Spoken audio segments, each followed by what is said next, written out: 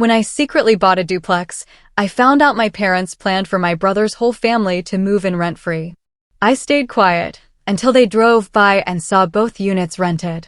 Okay, buckle up, because this is a story about betrayal, boundaries, and finding your voice when your own family tries to take everything you've ever worked for.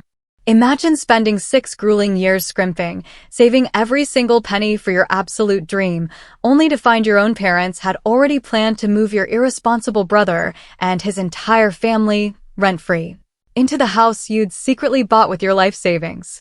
What the hell would you do when your own flesh and blood tried to steal your future right out from under you? My name is Jeannie, I'm 32, and for as long as I can remember, I've been the responsible one.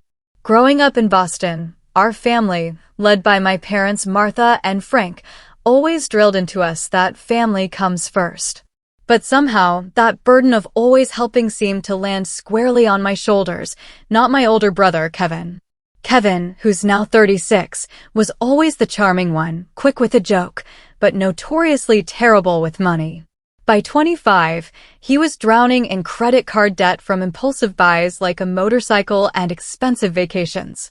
By 30, he'd borrowed big from our parents for a business venture that crashed and burned in 6 months. And every single time, the family rallied around him. Financial support, emotional comfort, and guess who was always expected to contribute? Me. Whether it was lending money I'd painstakingly saved, or offering free childcare for his 3 kids, Liam, Sophie, and Ethan, who are now 10, 8, and 5. Their situation was dire. 8 months ago, Kevin lost his job at a marketing firm. His wife, Sarah, a part-time teacher, couldn't cover their soaring expenses, and their landlord had just hiked their rent. Meanwhile, I was quietly building my own financial fortress. After my MBA, I landed a job as a financial advisor, helping other people manage their money, which, let's be real, was a huge irony given Kevin's situation. I lived frugally, packed my lunch, and funneled 30% of my income into savings. My goal? Property ownership. Earlier this year, I hit my savings target. A duplex seemed perfect. Live in one unit, rent the other to cover the mortgage. After months of searching, I found it. A charming brick duplex, structurally sound, in a quiet neighborhood just 20 minutes from downtown. It needed some cosmetic love, but it was mine. I didn't tell my family. Not yet. Part of me wanted it to be a surprise, a proud moment. But a bigger part of me, a part one was only just acknowledging, feared they'd somehow find a way to make this monumental achievement about Kevin and his needs. The day I signed the paperwork and got the keys was electric. Standing alone in that empty duplex, a wave of pride washed over me. Each unit had 2 beds, 1 bath, a cozy living room, and a functional kitchen. The backyard was small but sweet, with a big maple tree. I took photos, planned renovations, and started arranging utilities and cleaners. My plan was solid: move into 1 unit within the month, and find a tenant for the other immediately. That rental income would cover 60% of my mortgage, making this a smart, powerful investment. My friends helped me paint the living room and kitchen in soft, neutral tones. Pizza boxes on the counter, paint smudges on our clothes. I felt a deep sense of ownership. A sense of my future. Little did I know, my carefully constructed plans were about to crash head-on with my family dynamics. The next Sunday, I drove to my parents' house for our usual family dinner, champagne in hand, ready to announce my big news. I arrived early to help Mom in the kitchen, chopping vegetables, when Kevin, Sarah, and the kids burst through the door. Mom went to greet them, leaving me alone in the kitchen. A few minutes later, I realized my parents, Kevin, and Sarah had moved into Dad's study, right next to the kitchen. Their voices were low, but the words, they sliced through the thin wall. "It's the perfect solution," I heard Dad say. "Jeannie has all this extra space now." My hands froze, knife suspended over a cucumber. Extra space? How could they possibly know about my duplex? I hadn't told a soul. Mom chimed in, "She always helps family. That's how we raised her." Kevin responded, "It would be such a relief, especially for the kids. They need stability right now." Then Sarah. Her words made my blood run cold. I was thinking we could put the boys in one bedroom and Sophie in the other. The living room in their side is bigger than ours, right? Their side? My heart slammed against my ribs. Somehow they knew. And they weren't just thinking about it. They'd already made plans for Kevin's family to move into my duplex without even breathing a word to me. I stood there, rooted to the spot, straining to hear more. Do you think Jeannie will want us to help her move her things to make room? Mom asked. No need, Martha, Kevin replied, cutting off Dad. She hardly has any furniture in that apartment of hers. Always saving money instead of living a little. Sarah laughed.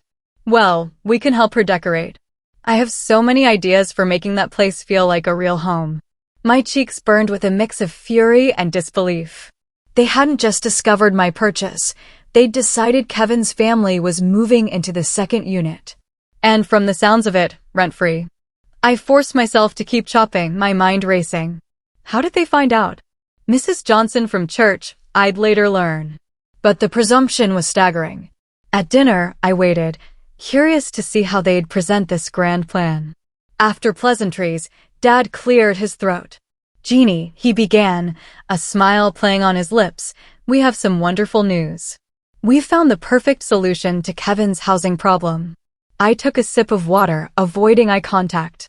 Mom then revealed the source and gushed about being proud of me. Before I could even process it, Kevin leaped in, and it's such perfect timing, sis. With our rent situation and the kids' school being so close to your new place, it just makes sense for us to take the other unit. Sarah nodded enthusiastically. We promise to be the perfect neighbors. The kids are so excited about living close to their Aunt Jeannie. All eyes were on me, waiting for my excited agreement. The expectation was suffocating. Of course, I'd say yes. When had I ever said no to my family? Kevin's children watched me with hopeful eyes. Liam, the oldest, piped up, Mom says we can walk to school from the new house, and you can help me with my math homework whenever I need it. I forced a smile, unable to crush the kids' hopes in that moment. The adults took my smile as a definitive yes. The conversation immediately pivoted to moving logistics. Mom started planning. We can help you move your things next weekend, and then Kevin and Sarah can start bringing theirs over the following week.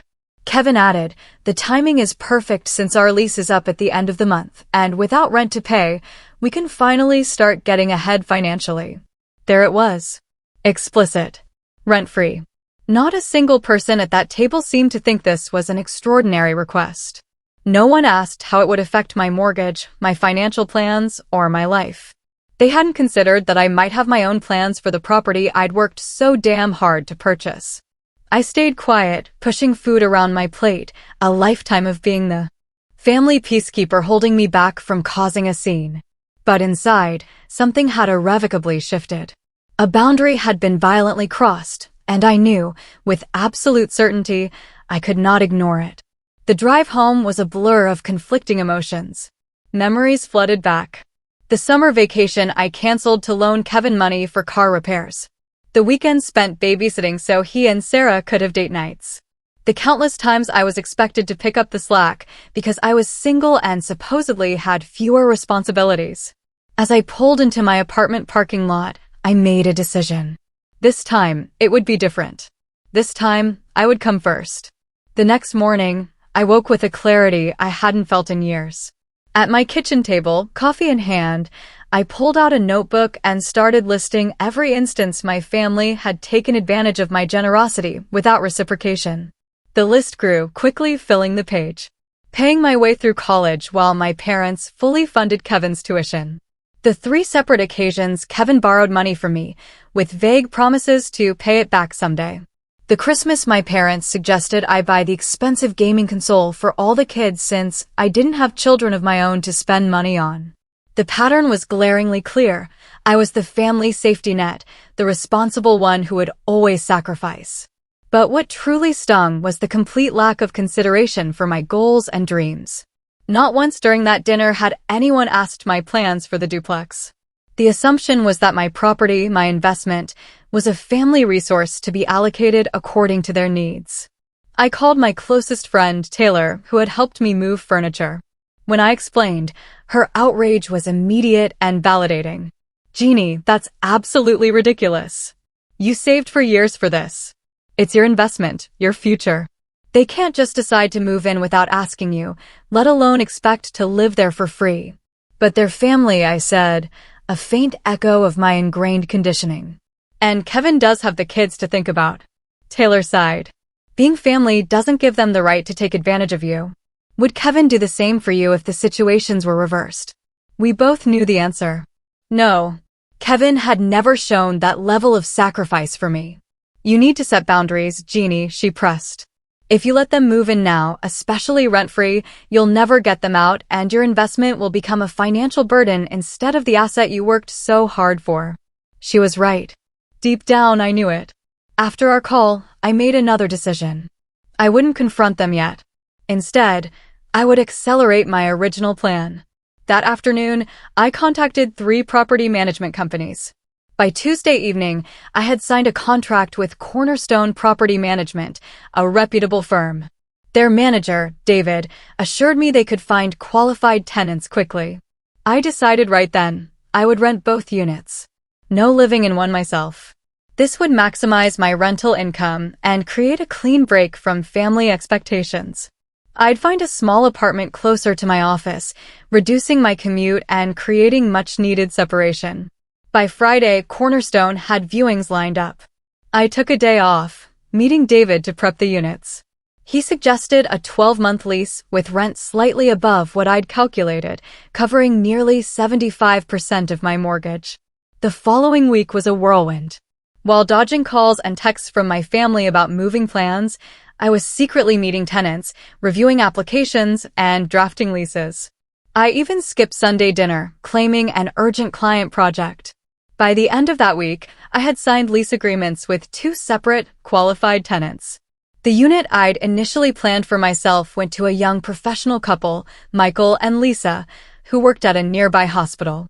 The second unit, the one my family had mentally assigned to Kevin and Sarah, was rented by Dr. Eleanor Wilson, a retired professor downsizing after her husband passed.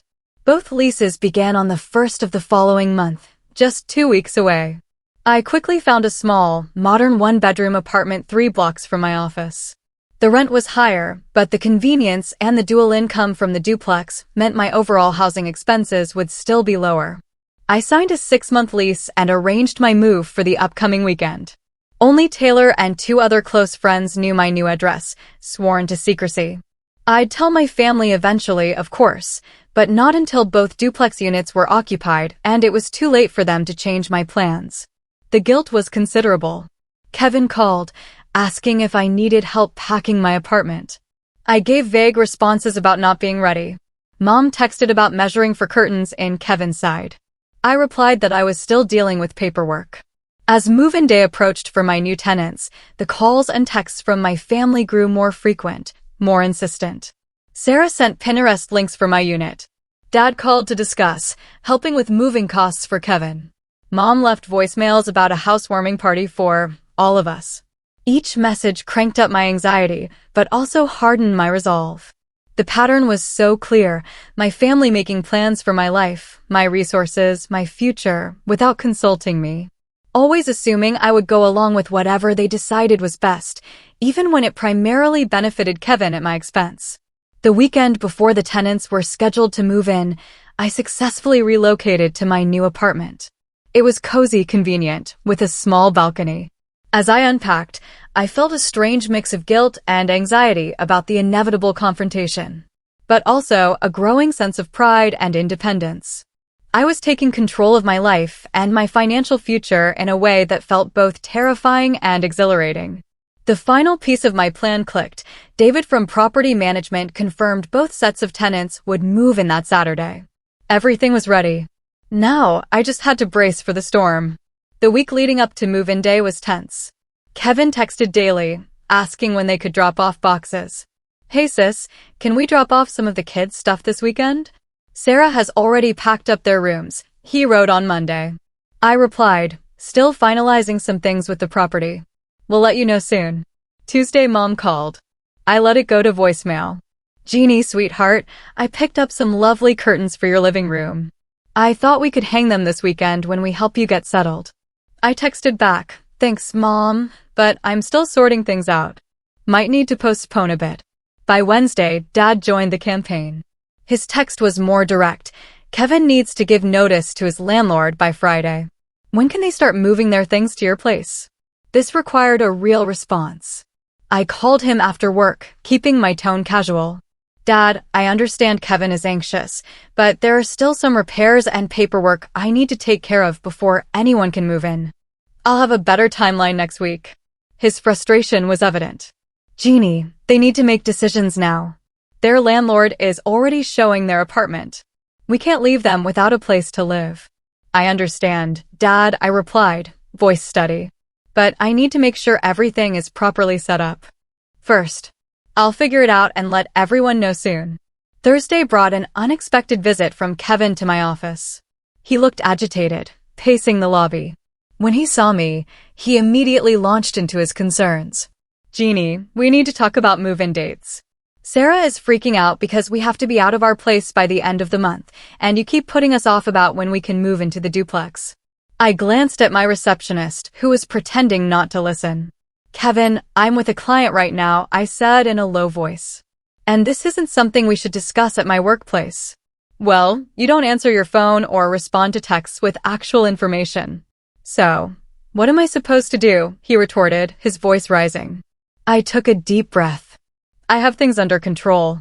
There are some issues with the property that I'm handling. I'll have more information by the weekend, I promise. This seemed to placate him temporarily, though his expression remained doubtful. As he turned to leave, he added, Oh, and Sarah wanted to know if you have a preference on paint colors for the kids' rooms? She's thinking light blue for the boys and lavender for Sophie. The sheer audacity of them planning to redecorate my property made my blood boil, but I maintained my composure. We'll talk about all of that later, I said, already turning back to my meeting. That evening, an email from Sarah, duplex decorating ideas. Attached were Pinterest boards for their unit, links to furniture, decor. It ended with, let me know what you think. Also, do you mind if we paint the kitchen cabinets white? The current color is a bit dark for my taste. I closed the email without responding. My resolve hardened with each presumptive communication. Friday. The most difficult interaction yet. Mom called as I was leaving work. Jeannie, your father, and I want to come over tomorrow morning to help you set up your place. Then we can get Kevin's side ready too. They need to start moving in this weekend. The urgency in her voice made it clear. Their patience with my delays was gone. I knew I couldn't put them off any longer without revealing my plan. Mom, I have some errands to run tomorrow morning, I said carefully. How about we talk about this on Sunday at dinner? A pause. Is everything okay, Jeannie? You've been so evasive lately. If there's a problem with the duplex, you know we can help. Your father is good with repairs, and I'm sure whatever is wrong can be fixed before Kevin and his family move in. Her concern was genuine, making my deception sting. But I reminded myself of the years of one-sided expectations and held firm. Everything is fine, Mom. I'll explain everything on Sunday. I promise. After hanging up, a text from Kevin. Parents said you're being weird about moving. What's going on? We need to get out of our place ASAP. Landlord is being a jerk. Followed by another. Also, Sarah wants to know if we can get the measurements for the bedroom so we can make sure our furniture will fit. And almost forgot, can you chip in for the moving truck? Kind of tight on cash right now, but should be able to pay you back next month. Each message hammered home the righteousness of my decision. The entitlement was so deeply ingrained, Kevin couldn't even see it. He just expected me to accommodate his needs, finance his move, and rearrange my life to solve his problems, without question or complaint. Saturday morning. Move-in day for my tenants. I woke with a knot of anxiety. I was meeting David at 9 a.m.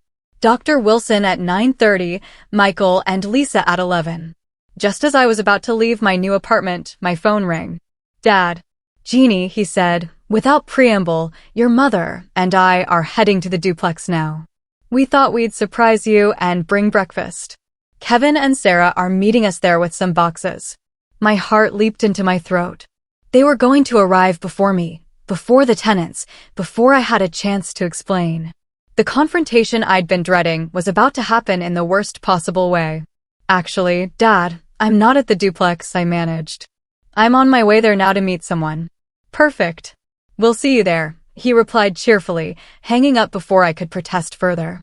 I immediately called David, warning him. He assured me he'd handle it professionally and wait for me. The drive was the longest 20 minutes of my life. I rehearsed explanations, firm stances. As I turned onto the street, I saw it, my parents' car, Kevin's minivan pulling up behind it. And in my rearview mirror, a moving truck. Dr. Wilson was early. The moment of truth. I parked and took a deep breath.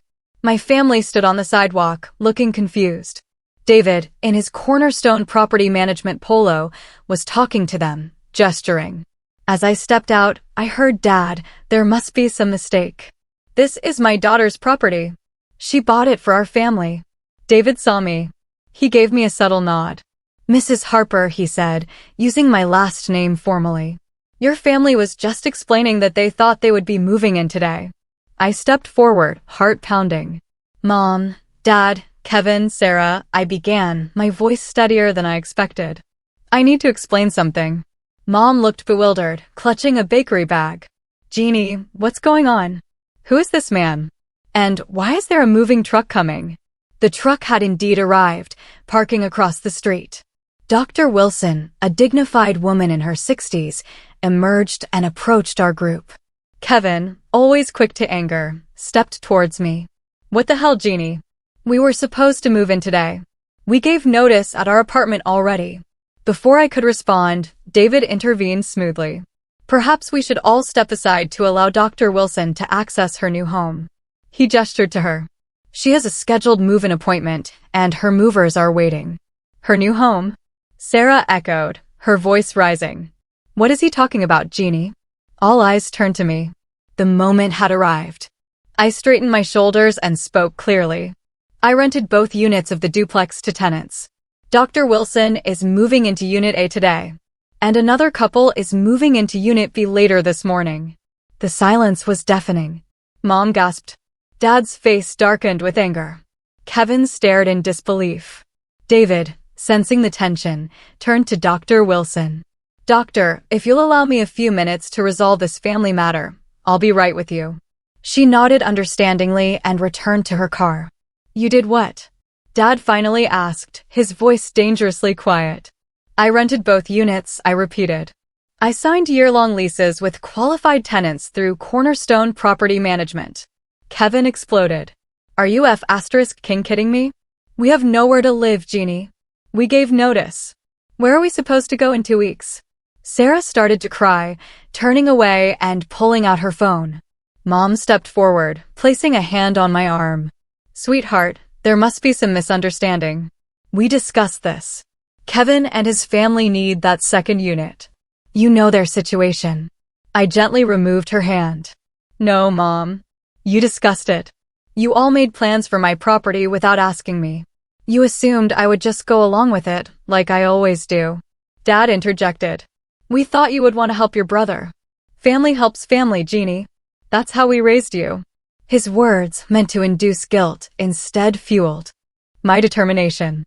Yes, family helps family. But it should go both ways. When has Kevin ever made sacrifices for me? When have any of you considered what I might need or want before making decisions that affect my life? Kevin scoffed. Oh, here we go with the poor Jeannie routine. You have a good job, no kids, no real responsibilities. Some of us have actual problems. His dismissal of my life and choices was the final straw. 6 years of saving, denying myself luxuries, working overtime, all reduced to no real responsibilities. Real responsibilities? I countered, my voice rising despite myself. Like financial responsibility? Because from where I'm standing, you've never shown any. You've borrowed money from me 3 times without repaying it. Mom and Dad have bailed you out countless times. And now you expected to live in my investment property rent-free, with no regard for how that would affect my mortgage payments or financial future. By now, Michael and Lisa had arrived for their appointment, watching our family drama unfold from their car. David discreetly went to speak with them. Mom began to cry, and Dad put an arm around her. I never thought you'd be so selfish, Jeannie, he said, disappointment heavy in his tone. Your brother has children to think about. I am not being selfish. I replied firmly. I'm being realistic. This duplex is an investment that I worked hard for. I have a mortgage to pay. If Kevin and his family lived there rent-free, I would be covering the entire cost. How is that fair? Sarah rejoined the conversation, her expression hard. We would have helped with utilities at least. And Kevin is looking for work. Once he finds something, we could have contributed. I shook my head.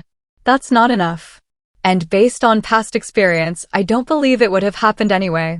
How long before 1 month turned into 6 and 6 into a year? How long before my investment became a financial burden instead of an asset? Kevin turned to our parents. Can you believe this? After everything we've done for her. That statement stunned me into momentary silence. Everything they'd done for me? My mind raced through years of being expected to babysit, to loan money I never got back, to rearrange my life to accommodate Kevin. What exactly have you done for me, Kevin? I asked quietly. Name one time you've put my needs before your own. One time you've sacrificed anything for me. He faltered, unable to come up with an example. Dad stepped in. That's enough, Jeannie. I don't know what's gotten into you, but this isn't how we raised you to behave. Family comes first. Yes, family comes first, I agreed. But I'm family too. And for years, I've been expected to put everyone else's needs ahead of my own. Not anymore. So, what are we supposed to do now? Kevin demanded. Where are we supposed to live? The same place you would live if I hadn't bought this duplex, I replied, exhaustion creeping into my voice. Find an apartment you can afford. Budget your money. Do what every other family has to do. Sarah scoffed. Easy for you to say from your position of privilege. Her comment ignited a fresh wave of anger. Privilege. I worked 60-hour weeks for years to save for this property. I packed lunches instead of eating out. I lived in a tiny apartment and drove an old car. I earned this through hard work and careful planning, not privilege. Mom, always the peacemaker, tried another approach. Jeannie, sweetheart, maybe we can compromise. Perhaps Kevin could pay some rent, even if it's below market rate. I shook my head. It's too late for that, Mom. I've signed binding leases with both tenants. They have legal rights to occupy those units for the next 12 months. You could break the leases, Dad suggested, implying I should take a financial hit to fix Kevin's problem. It perfectly illustrated the dynamic I was fighting against. No, I said firmly. I will not break legal contracts and risk my professional reputation because Kevin failed to plan properly. These tenants have rights, and I intend to honor my agreements with them. Kevin threw up his hands in disgust. Unbelievable. So much for family loyalty. Mom was openly crying now. I don't understand why you didn't just tell us your plans, Jeannie. Why keep it a secret if you weren't doing anything wrong? Her question hit me hard. It was a fair point. Why hadn't I simply told them up front? Because you never would have listened, I replied honestly. You would have pressured me to change my mind, made me feel guilty, and probably would have worn me down eventually. You didn't even ask me before making plans for my property. You just assumed I would go along with what you wanted, like I always do. David approached cautiously. Mrs. Harper, Dr. Wilson is ready to begin her move-in process, and Michael and Lisa are waiting as well. I nodded, grateful for the interruption. I need to attend to my tenants now, I told my family. We can continue this discussion later if you want, but my decision is final. Dad's face was a mask of disappointment. He took Mom's arm. Let's go, Martha. Clearly, Jeannie has made her choice. Kevin remained defiant. This isn't over, Jeannie. You can't just leave us homeless. You're not homeless, Kevin, I said, my voice steadier now. You have 2 weeks to find a new place. Plenty of families manage it every day. Sarah grabbed his arm. Come on, Kevin. She obviously doesn't care about us or the children. Let's go. As they turned to leave, Mom looked back at me, tears in her eyes. I don't recognize you anymore, Jeannie. This isn't the daughter I raised. Her words stung, a deep, painful jab. But I stood my ground as they all got into their vehicles and drove away. Only when they were out of sight did I allow my shoulders to slump, tears finally welling in my eyes. David approached and handed me a tissue. That was tough, he said kindly. But for what it's worth, I think you did the right thing. I wiped my eyes, straightened my posture. Thank you.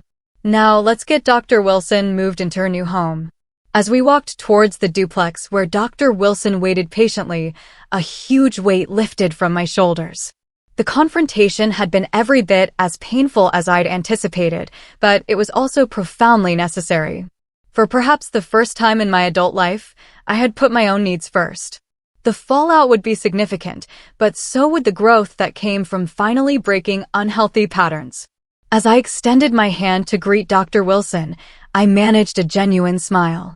This was the beginning of a new chapter, not just for my tenants, but for me as well. The silence from my family in the days following the confrontation was deafening. My mother's daily texts ceased. My father's weekend calls vanished. Even Kevin, who usually contacted me whenever he needed something, maintained radio silence. It was as if I had been excommunicated for my act of self-preservation. That first week was the hardest. I'd pick up my phone to call Mom, then set it down, reminding myself I'd done nothing wrong. I had simply protected my investment and set a boundary that was long overdue. Still, 32 years of conditioning was difficult to overcome. The guilt weighed heavily, especially at night in my new apartment. Taylor was an invaluable support. She came over with takeout and wine, letting me vent. I keep second-guessing myself, I admitted. Maybe I should have just let them have the duplex. Maybe I'm being selfish. Taylor looked at me incredulously. Jeannie, do you hear yourself? You worked for 6 years to save for that property. 6 years. And they expected to live there for free without even discussing it with you. How is protecting your investment selfish? But they're family, I said weakly, the argument sounding hollow even to my own ears. Yes, and family should support each other mutually, not just take and take and take, she replied firmly. When was the last time Kevin sacrificed anything for you? I couldn't think of a single example. Exactly, Taylor continued. This is a pattern that needed to be broken. And, honestly, you did Kevin a favor. He needs to learn financial responsibility, not get another bailout. Deep down, I knew she was right. Kevin had never faced the consequences of his financial decisions because someone, usually me or our parents, had always been there to rescue him. By refusing to be his safety net this time, I was forcing him to find his own solutions. The second week brought practical concerns that distracted me from the family drama. Both sets of tenants settled in, and David sent detailed move-in inspection reports. Minor maintenance issues, a leaky faucet, a sticky door. Dealing with these small problems gave me a sense of accomplishment. Then, the first rental checks arrived in my account. Seeing those deposits, knowing they would cover the majority of my mortgage, brought a profound sense of satisfaction. This was what I had worked toward. By the third week, the silence from my family became concerning rather than hurtful. I wondered how Kevin and Sarah were managing, whether they had found a new place. Despite our disagreement, I did care. I finally broke down and texted my mother, just checking in. Hope everyone is well. Her response came hours later, brief and formal. We found a 2-bedroom apartment across town. It's not ideal, but it's within their budget. They're managing. The terseness stung, but I was relieved to hear they had housing. I replied, I'm glad to hear that. I miss you. She didn't reply. A month after the confrontation, I received a handwritten letter from my mother. Her familiar handwriting on the envelope brought tears to my eyes before I even opened it. Inside was a 4-page letter, the first real communication. My dearest Jeannie, she began, it has taken me some time to process what happened and to try to understand your perspective. I want you to know that while I was hurt and disappointed by your decision, I have been reflecting on our family dynamics and my role in creating the situation.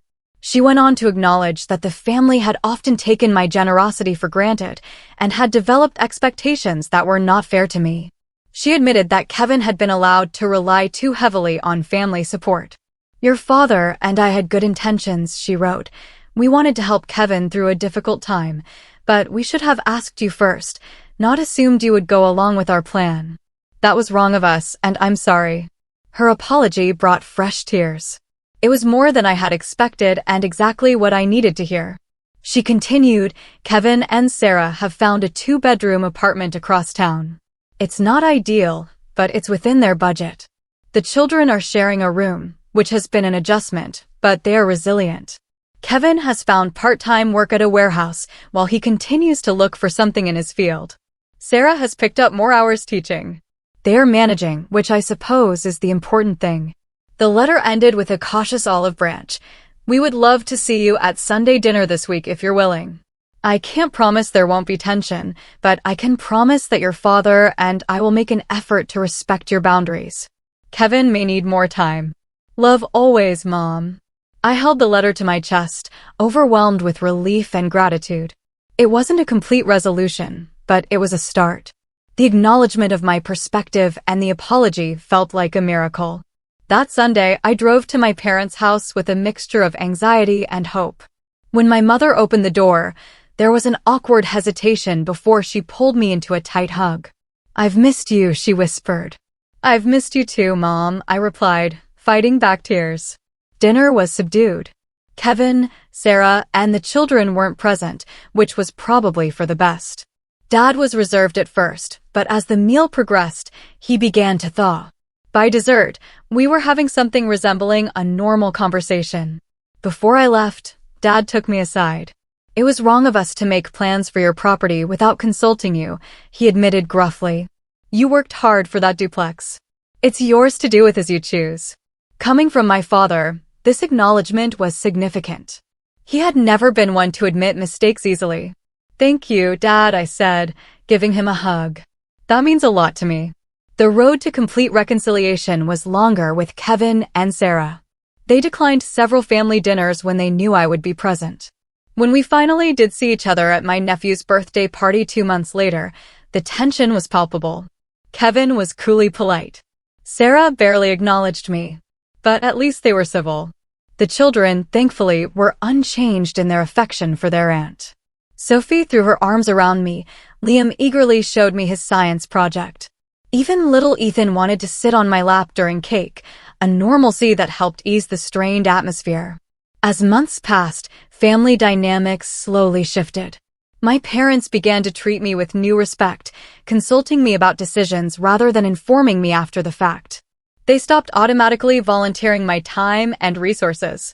It was a subtle but profound change that validated my decision to stand up for myself. Kevin and Sarah remained distant, but there were small signs of progress. Kevin sent me a text when he secured a full-time position at a local company, a small olive branch that I gratefully acknowledged with congratulations. Sarah included me in a group text about school fundraisers, a minor inclusion that nonetheless indicated a thawing of relations. Most surprisingly, my brother seemed to be developing a sense of financial responsibility. According to my mother, he and Sarah had created a budget and were sticking to it. They had even started a small savings account, a first in their married life. As Thanksgiving approached, I found myself both anticipating and dreading the holiday. It would be the first major family gathering since the duplex incident. When my mother called to confirm my attendance, she casually mentioned Kevin and Sarah would be there with the kids. "They're doing better now," she added. "Kevin especially. I think this whole experience has been a wake-up call for him." When the day arrived, I brought a bottle of wine and my signature pumpkin pie, a kind of armor for the potentially uncomfortable reunion. To my surprise, Kevin greeted me at the door, offering a tentative smile. "Hey, Jeannie," he said. "Good to see you." "Good to see you, too," I replied, meaning it despite my nervousness. The day wasn't without its awkward moments, but overall it was more pleasant than I had dared hope. During a quiet moment in the kitchen, Kevin approached me. "I want to apologize," he said clearly. Uncomfortable, but determined. "What we tried to do with your duplex wasn't right. We shouldn't have expected you to house us for free." His apology, though belated, was sincere. I could see it cost him something to admit he was wrong. "Thank you, Kevin," I said. "That means a lot to me." He nodded, then added, "The apartment we found turned out to be okay. It's teaching us to live within our means, which I guess was overdue." It was perhaps the most self-aware statement I had ever heard from my brother. I smiled. "I'm glad things are working out." "And I started a savings account," he continued, a hint of pride in his voice. "Not much in it yet, but it's a start." "That's great, Kevin," I said warmly. "Really great." As I drove home that evening, I reflected on the journey of the past 6 months. The confrontation at the duplex had been painful and disruptive, but it had also been necessary. By standing up for myself, I had not only protected my financial investment, but had also catalyzed important changes in my family dynamics. My relationship with my parents was stronger and more balanced. Kevin was taking steps toward financial responsibility, and I had grown in confidence and self-respect, learning that setting boundaries, while difficult, was essential for healthy relationships. The duplex itself was proving to be an excellent investment. Both tenants were reliable and respectful. The rental income covered most of my mortgage, allowing me to build equity while also saving for future investments. Dr. Wilson had even sent me a holiday card, thanking me for providing such a lovely home for her new chapter in life. As I unlocked the door to my apartment, I felt a profound sense of peace. The path hadn't been easy, but it had led to growth for all of us. And perhaps most importantly, I had learned to value my own needs and goals as much as I valued those of my family. 6 months after that tumultuous Thanksgiving, my life had settled into a new normal that would have been unimaginable a year earlier. My one-bedroom apartment near my office had become a true home, decorated with intention. The shorter commute gave me an extra hour each day for morning yoga and reading, small luxuries I had denied myself during years of aggressive saving. The property management company sent monthly reports, and the rental deposits reliably appeared in my account. Both tenants renewed their leases for a second year. Dr. Wilson had planted flowers in her garden. Michael and Lisa had repainted their living room, improvements that enhanced the property value. My relationship with my parents had evolved into something more balanced and mature. The weekly Sunday dinners resumed, but with a difference. I was now treated as an equal adult with valid perspectives and boundaries, not just as the reliable daughter who would always accommodate others. My father had even asked my advice about his retirement investments, a significant shift in how he viewed my financial acumen. The most surprising change, however, was in my relationship with Kevin. Our childhood roles had been so firmly established. He was the charming, needy one, and I was the responsible, capable one. The duplex incident had shattered that dynamic, forcing us to establish a new way of relating. Kevin maintained his full-time job, showing a commitment to stability that had previously been lacking. He and Sarah had downsized their lifestyle, and most significantly, Kevin had started repaying the money he had borrowed from me years ago, sending small but regular payments each month without prompting. On a warm Saturday in June, exactly 1 year after the confrontation at the duplex, Kevin invited me to meet him for coffee. It was an unusual request. We typically only saw each other at family gatherings. Curious and slightly apprehensive, I agreed. The coffee shop was busy, but Kevin had secured a quiet table. He looked different somehow, more settled. He'd traded his usual graphic t-shirts for a simple button-down, and his perpetually disheveled hair was neatly trimmed. "Thanks for meeting me," he said as I sat down with my latte. "I wanted to talk to you without the whole family around." I nodded, waiting. He took a deep breath. "This past year has been enlightening. When you refused to let us move into your duplex, I was furious. I thought you were being selfish and cruel, especially knowing our situation with the kids." He paused, collecting his thoughts. But looking back, it was the way-up call I needed. Sarah and I had been living beyond our means for years, always expecting someone, usually you, or mom and dad, to bail us out when things got tough. His self-awareness caught me by surprise. It must have shown on my face because he smiled wryly. "I know, shocking that I can admit it, right?" he said. "But it's true. We never had to face the consequences of our choices because there was always a safety net. When you removed that net, we had to figure things out on our own for once." "I appreciate you saying that, Kevin," I replied carefully. "It wasn't an easy decision for me." He nodded. "I get that now. And I want you to know that things are actually better for us. The apartment isn't as nice as your duplex would have been, but it's ours, and we pay for it ourselves.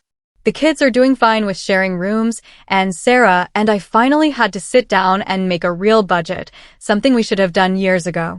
He reached into his pocket and pulled out an envelope, sliding it across the table to me. I opened it to find a check for $1,000, a substantial portion of what he still owed me. It's not everything, he acknowledged, but it's a start. I plan to pay back every cent. The check represented more than money. It was tangible evidence of his growth and our changing relationship. I felt a lump form in my throat. Thank you, I said simply. No, thank you, he replied, surprising me again. For not enabling me anymore. For forcing me to grow up, even though I fought it every step of the way. We talked for nearly 2 hours, having perhaps the most honest conversation of our adult lives. Kevin shared his struggles with financial responsibility, admitting he had always envied my discipline while simultaneously resenting it. I confessed my frustration at being taken for granted and my guilt at finally standing up for myself. By the time we parted, something fundamental had shifted between us. We were no longer locked in the roles of responsible sister and irresponsible brother. We were simply two adults with different strengths and weaknesses, finding a new way to be family without the unhealthy patterns of the past.